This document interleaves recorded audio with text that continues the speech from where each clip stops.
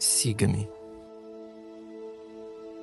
Faz tempo que alguns pescadores atenderam esse convite e suas vidas foram poderosamente transformadas.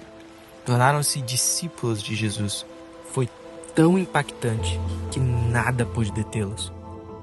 E o fruto dessa mudança se multiplicou até os nossos dias. Jesus continua convidando pessoas como eu e você para segui-lo, e descobrir o que isso significa será extraordinário. Hoje, na nossa segunda mensagem, seremos desafiados a viver em santidade como Jesus viveu, dizendo não às muitas propostas desse mundo.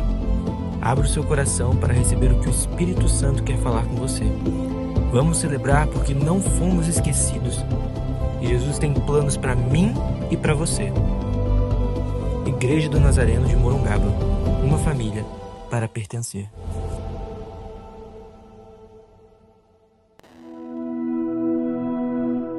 Olá, queridos, a graça e a paz do Senhor. Estou aqui passando para deixar com vocês um registro da mensagem bíblica que foi compartilhada nas nossas celebrações presenciais no último domingo, dia 21 de setembro. Nós tivemos um pequeno problema, que nos desabilitou aí para a transmissão, tá bom? Então, nós estamos conversando sobre o nosso primeiro chamado para sermos discípulos de Jesus. E é uma jornada extraordinária andar com Jesus. Você não acha? Segui-lo e viver como ele viveu. Porque afinal de contas, o grande propósito de Deus para mim e para você é que nós sejamos feitos à semelhança de Jesus. Santos como o Senhor, nosso amado, também o é. Separados para Deus e totalmente consagrados a isso. Então, qualquer pessoa que possa nos ouvir, talvez assim pelo nosso canal, também está convidado a andar com Jesus. Ele também está dizendo para você: ei, vem comigo, siga-me. Nós conversamos na semana passada sobre uma primeira camada relacional importante na nossa vida, que tem a ver entre aquilo que acontece entre mim e Deus, E nesse nosso relacionamento com Deus, nós devemos viver em rendição. Mas hoje nós vamos parar para pensar que nós também nos relacionamos com o estilo de vida que é próprio da vida de todos nós, A palavra de Deus vai chamar esse estilo de vida, essa maneira de a sociedade humana se organizar de mundo. E é por isso que eu já abro aqui a Bíblia Sagrada na carta que Paulo apóstolo escreveu aos Romanos, no capítulo de número 12, e nós vamos ler o versículo de número 2, que diz assim: não imitem o comportamento e os costumes deste mundo, mas deixem que Deus os transforme por meio de uma mudança em seu modo de pensar, a fim de que experimentem a boa, agradável e perfeita vontade de Deus para vocês. Romanos 12, 2. E eu vou aproveitar também para deixar aqui uma outra proposta de leitura desse texto, que faz parte da Bíblia, a mensagem que é do saudoso pastor Eugene Peterson. Ele que foi também um erudito, conhecedor aí das línguas, o hebraico, o grego, nos deixou a Bíblia, a mensagem assim, como uma ferramenta muito especial. Diz assim a palavra do Senhor, na Bíblia, a mensagem, Romanos 12, 2. Não se ajustem demais à sua cultura, a ponto de não poderem pensar mais. Em vez disso, concentrem a atenção em Deus. Vocês serão mudados de dentro para fora. Descubram o que Ele quer de vocês e tratem de atendê-lo, diferentemente da cultura dominante, que sempre os arrasta para baixo ao nível da imaturidade. Deus extrai o melhor de vocês e desenvolve em vocês uma verdadeira maturidade.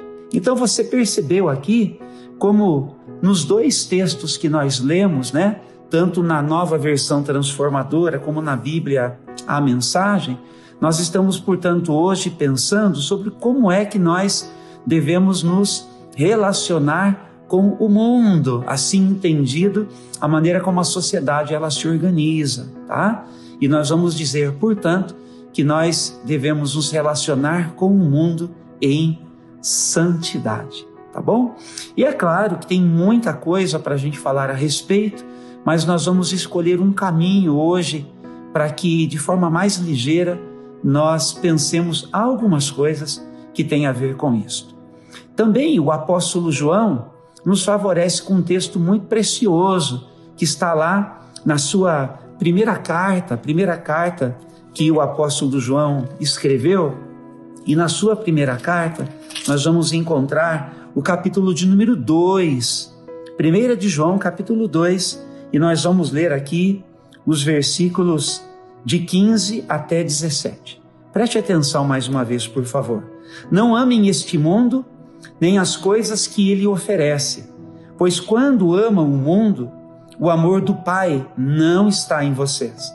Porque o mundo oferece apenas o desejo intenso por prazer físico, o desejo intenso por tudo que vemos e o orgulho de nossas realizações e bens.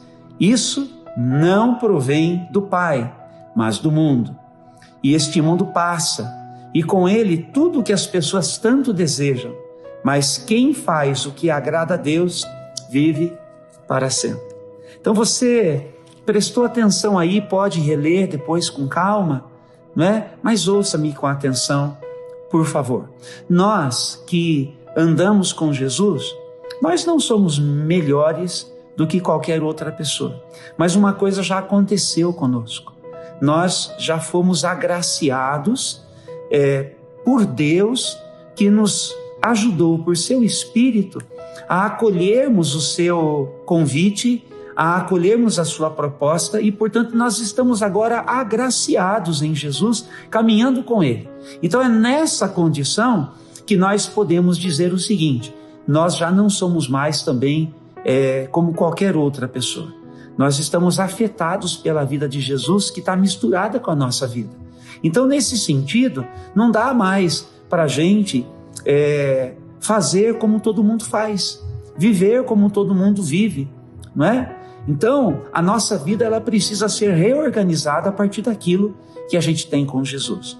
E o apóstolo João, ele vai falar sobre este amor possível que nós podemos ter pelo mundo, né? Nesse relacionamento com o mundo, nós poderemos amar as coisas que fazem parte desse estilo de vida, dessa maneira de viver.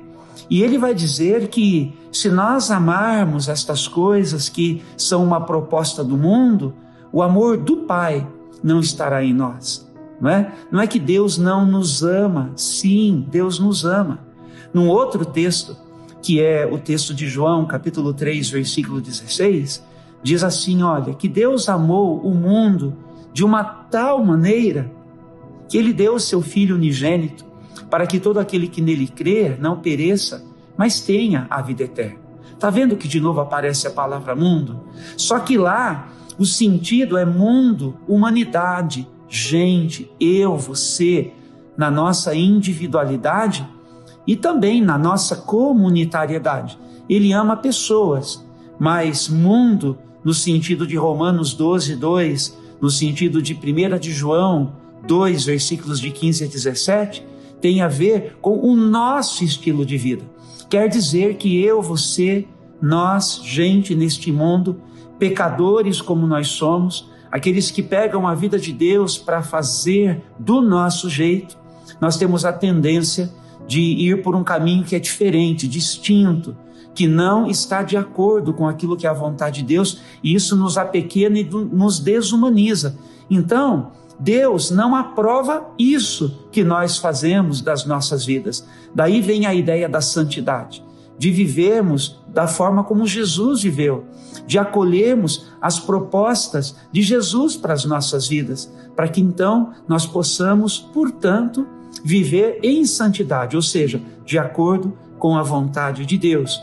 E isso quer ser algo que seja bom e que seja agradável e que seja assim um caminho que nós vamos chamar de um bom caminho, que a palavra de Deus ela chama de a perfeita vontade de Deus para mim e para você. Que tal? Não parece bom? Por isso é que, em primeiro lugar, nós precisamos fazer o seguinte, uma primeira lição para todos nós que estamos aqui juntos, conectados neste momento da palavra. Nós devemos, por um lado, sermos fiéis a Deus e rejeitarmos as ofertas deste mundo. Um outro texto importante que João deixa para a gente está na sua primeira carta, no capítulo de número 5, e o versículo é o de número 19. Eu, ligeiro aqui, já pego para você e já encontrei, diz assim: sabemos que somos filhos de Deus e que o mundo inteiro está sob o controle do maligno. Olha aí que coisa ruim de a gente ter que encarar, não é? Que a sociedade, a maneira como ela se organiza, a formatação da sociedade, o nosso estilo de vida, a maneira em que nós nos organizamos para viver, para levar a nossa vida, está debaixo do controle do inimigo de Deus, que é o maligno. Então, ele não quer o nosso bem, ele quer o nosso mal. E é por isso que quando nós olhamos aqui para este texto que nós lemos em 1 de João, no capítulo 2, os versículos de 15 a 17, nós somos convidados a, portanto, sermos fiéis a Deus. E para sermos fiéis a Deus, nós devemos rejeitar, né, as ofertas, as propostas deste mundo. Um primeiro tópicozinho que aparece aqui para a gente é o chamado desejo da carne. Isso aqui tem a ver com os nossos apetites, né? Carne é natureza humana e nós estamos cheios de apetites. Então, tem um em especial que está ligado à nossa sexualidade. Então, isso é algo assim que precisa ficar assim muito bem estabelecido, né? Para mim e para você. Qual é a vontade de Deus para o exercício da minha sexualidade? Tá? Então eu vou ler um texto para vocês que está em Hebreus, no capítulo de número 13. Então, aqui na carta aos Hebreus, capítulo de número 13, a palavra de Deus diz o seguinte: honrem, versículo 4, honrem o casamento e mantenham pura a união conjugal, pois Deus certamente julgará os impuros e os adúlteros, né? Então, a nossa sexualidade é uma coisa boa que Deus nos deu, tem a ver com prazer, com desfrutar, não é verdade? O sexo.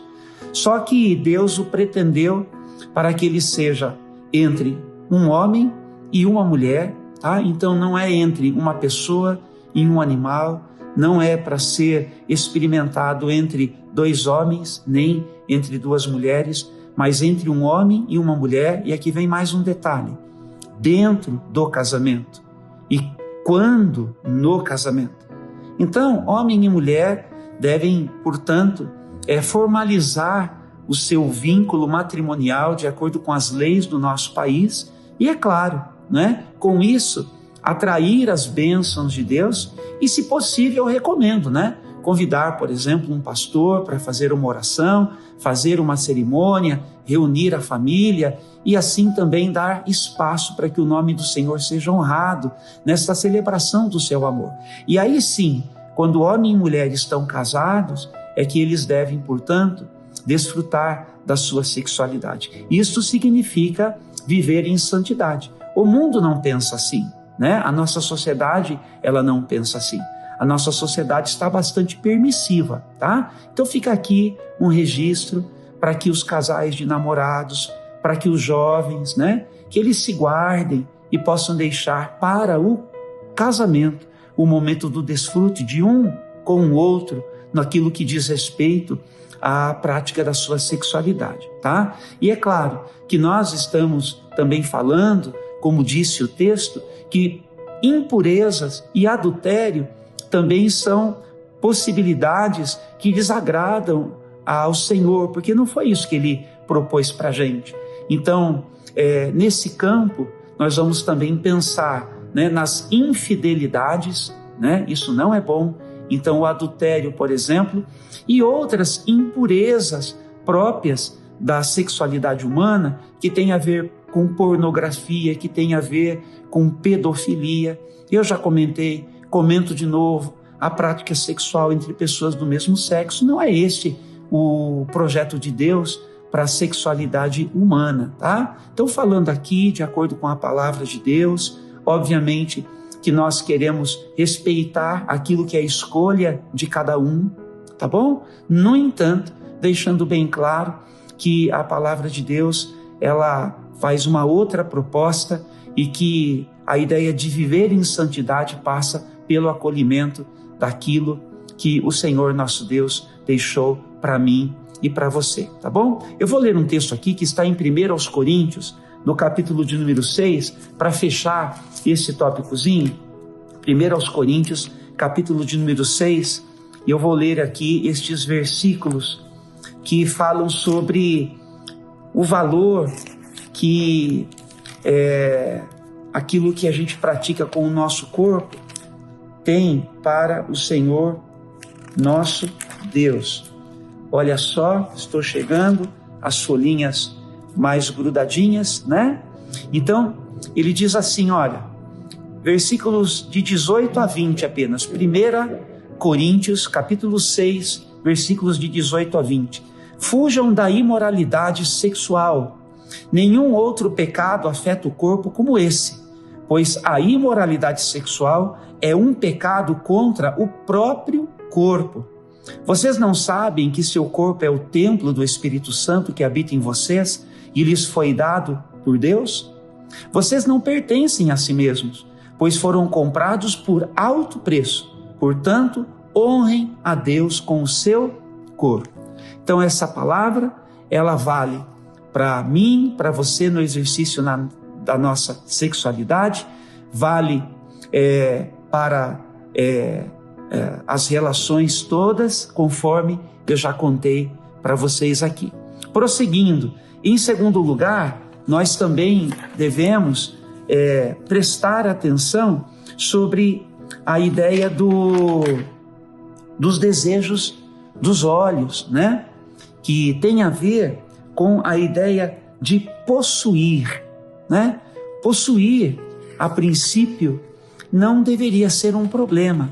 Agora, o que acontece na nossa sociedade é que nós acabamos sendo possuídos por aquilo que nós desejamos. Quantas pessoas hoje, em busca de dinheiro fácil, estão aprisionadas nesses jogos de apostas, não é verdade?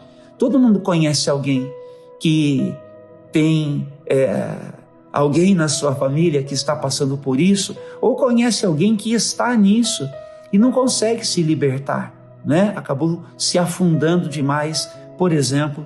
Então é para você perceber de que nós precisamos, né, nutrir na nossa vida a ideia do contentamento e nos organizarmos em relação à nossa vida financeira, tá bom? Porque viver em santidade tem a ver, sim, com uma organização pessoal financeira em que nós possamos gastar de acordo com aquilo que nós ganhamos. Eu sei que tem situações as mais diversas que às vezes acontecem, são inesperadas e acabam comprometendo, não é, o nosso orçamento. Mas, de maneira geral, quando a gente conversa com as pessoas elas estão desorganizadas, tá? Então, tem a tal da compulsão, né? Então, se por um lado hoje tem este mal social que são os jogos de apostas, por outro lado tem a compulsão também. E as pessoas muitas das vezes saem de casa sem ter uma consciência daquilo que podem e acabam se comprometendo ainda mais na sua vida financeira. Então, isto também é um amor pelo mundo, não é? Tanto quanto o amor pelo prazer, tem também o amor pelo ter. É a concupiscência dos olhos. Então os nossos olhos é uma maneira, é um desejo ardente que acontece na gente em possuir a partir daquilo que a gente enxerga, por assim dizer, é a falta que nós carregamos. Isso não é bom. Então diga não também a esta oferta, tá bom? Para que você permaneça fiel a Deus. Inclusive, para que você possa ser generoso e fiel com Deus, você que é a Igreja de Jesus, nas suas contribuições, na sua participação no ministério de Jesus que passa pela vida da igreja.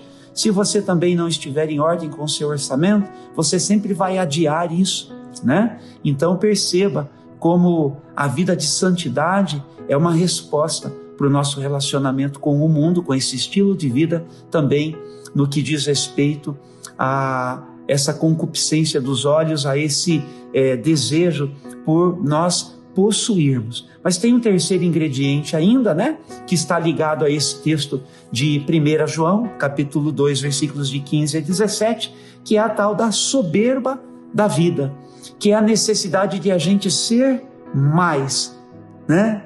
Então, nós vivemos em dias em que nós competimos bastante uns com os outros para sermos vistos, para sermos notados, né? E um risco que nós corremos é de abrirmos mão dos nossos valores, passando por cima daquilo que temos aprendido desde a nossa casa, mas especialmente com Jesus, você que é a igreja de Jesus, né?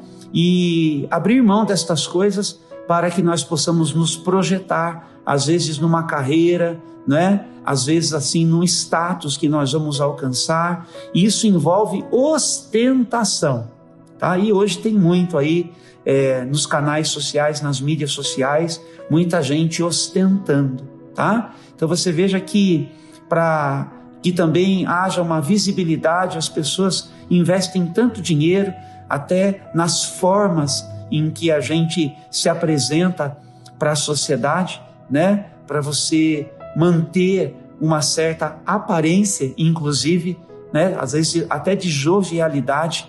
Então tudo isso, gente, tem a ver com esta soberba, com este orgulho, com esta ostentação. Como disse o texto, todas estas coisas passam. Qualquer encargo que você assuma, qualquer posição a que você alcance, qualquer coisa que você consiga, vai passar. Então, se você tiver que chegar lá, e eu recomendo, seja o melhor na sua profissão. Seja o melhor na sua vocação. Chegue lá, mas chegue lá com o objetivo de que de lá onde você estiver, você será uma luz que, iluminado por Jesus, a luz do mundo, você é a luz do mundo. Então, Ele é a luz do mundo, Ele é a fonte, Ele nos ilumina e nós assim reverberamos, compartilhamos esta luz que dele nós recebemos e as pessoas poderão enxergá-lo através das nossas vidas. Então, onde você tiver que chegar, que seja para você exercer maior influência, né, sobre a vida das pessoas a quem você puder alcançar. Tá bom?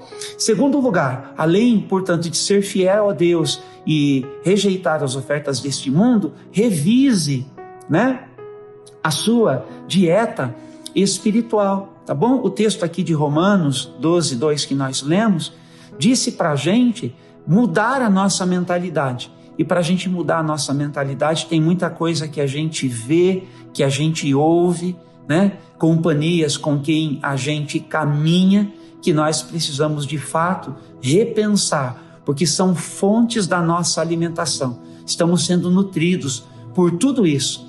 E nós precisamos de uma revisão dessa nossa dieta espiritual. Então, nós, por mais motivados que nós estejamos, nós não poderemos mudar por nós mesmos. Nós precisamos da ação do Espírito Santo na nossa vida.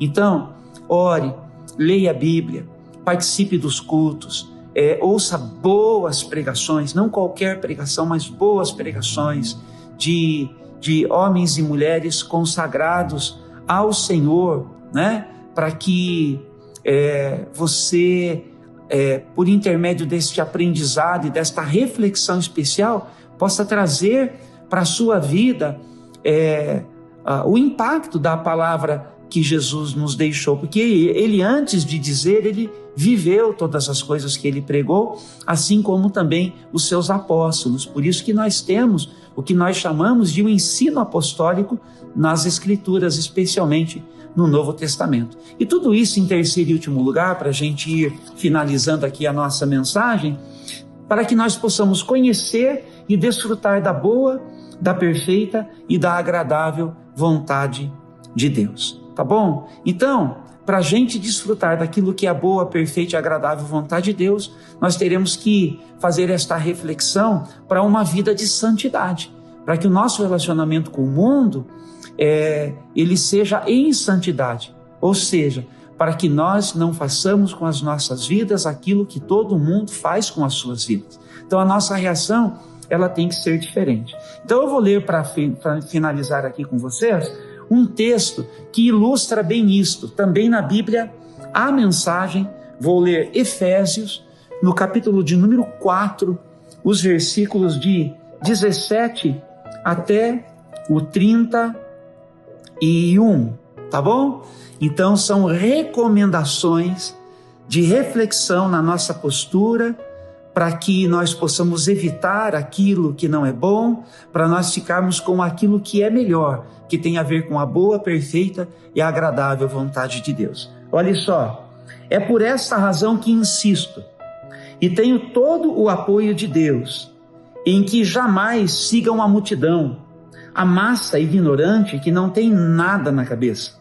Eles tanto se recusaram a se relacionar com Deus, que perderam o contato não apenas com Ele, mas com a própria realidade. Não conseguem mais pensar direito, parecendo uns zumbis, são obcecados por sexo e viciados em todo tipo de perversão.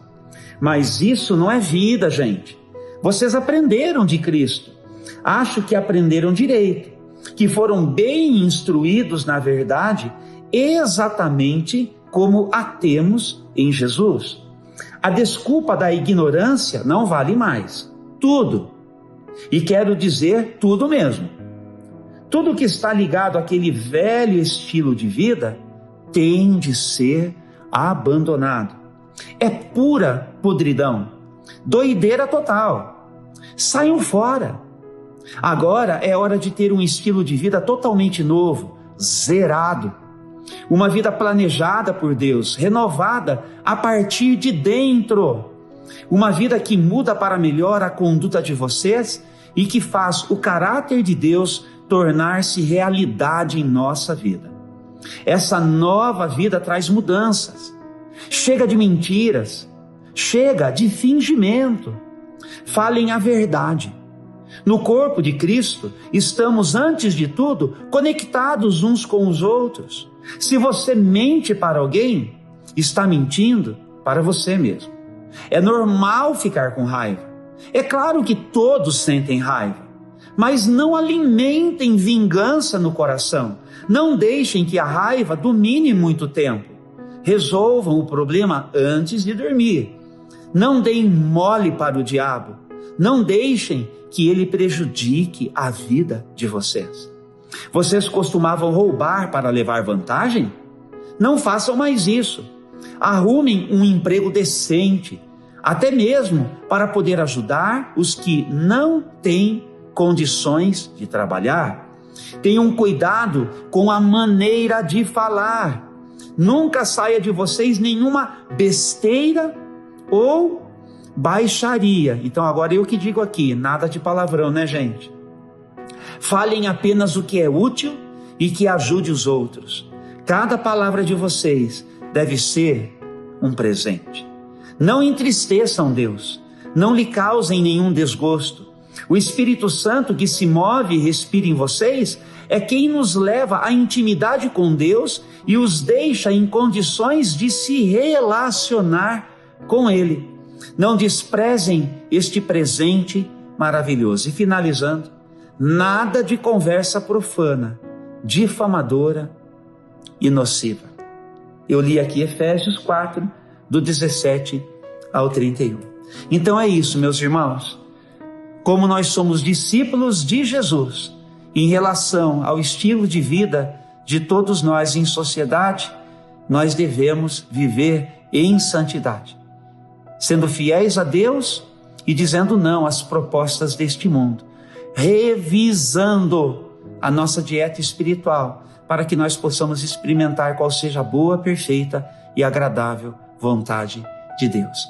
Eu espero que o Senhor, nosso Deus, conduza você assim, não é?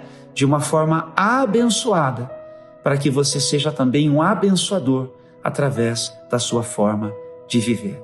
Que o Senhor Deus te abençoe e te guarde, que o Senhor Deus faça resplandecer o rosto sobre ti e que o Senhor Deus tenha misericórdia de ti e que o Senhor Deus sobre a tua vida levante o seu rosto e te dê a paz. E que a graça do nosso Senhor e Salvador Jesus Cristo e que o amor de Deus o nosso Pai e que as benditas consolações do Santo Espírito sejam sobre a sua vida hoje e para todos sempre. Amém, amém e amém. Deus te abençoe. Seja uma bênção.